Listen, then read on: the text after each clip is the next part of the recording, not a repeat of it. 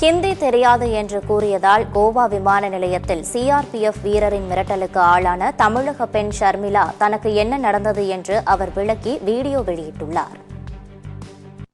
Hi, நான் ஷர்மிளா. நாங்கள் ஃபேமிலியோட கோவா வெக்கேஷன் முடிச்சுட்டு ஏர்போர்ட்டில் செக்யூரிட்டி செக்இனில் இருக்கும் போது அவங்க ஹிந்தியில் வேறு பாக்ஸ் எடுங்கன்னு சொன்னாங்க. அது எனக்கு புரியல. நான் சொன்னேன் எனக்கு ஹிந்தி தெரியாதுன்னு. அப்போ அவங்க வேர் ஆர் யூ ஃப்ரம் அப்படின்னு கேட்டாங்க. நான் தமிழ்நாடுன்னு சொன்னேன். தமிழ்நாடு இந்தியாவில் தானே இருக்குது, ஹிந்தி உங்களுக்கு தெரியணும், அது நேஷனல் லாங்குவேஜ் அப்படின்னு சொன்னாங்க. நான் ஹிந்தி நேஷனல் லாங்குவேஜ்னு இல்லை, இட் இஸ் ஒன்லி அஃபிஷியல் லாங்குவேஜ்னு சொன்னேன்.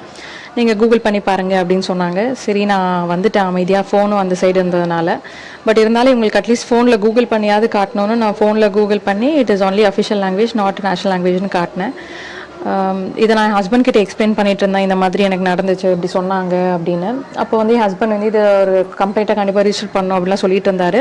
அப்போ பின்னாடியே நிறைய பேர் சொன்னாங்க, எங்ககிட்டயும் இப்படி தாங்க பேசினாங்க, எங்ககிட்டயும் ஹிந்தி தெரியாதான்னு ஒரு மாதிரி கேவலமாக ட்ரீட் பண்ணாங்க அப்படின்னு சொன்னாங்க.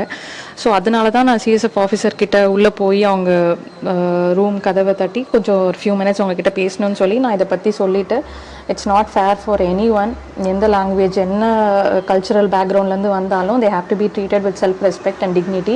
அவங்களோட லாங்குவேஜ் ப்ரிஃபரன்ஸ் என்னவாக இருந்தாலும் அவங்கள ஒழுங்காக ட்ரீட் பண்ணணும் அப்படின்றத நான் சொல்லிவிட்டு நாங்கள் மேலே வந்துட்டோம்.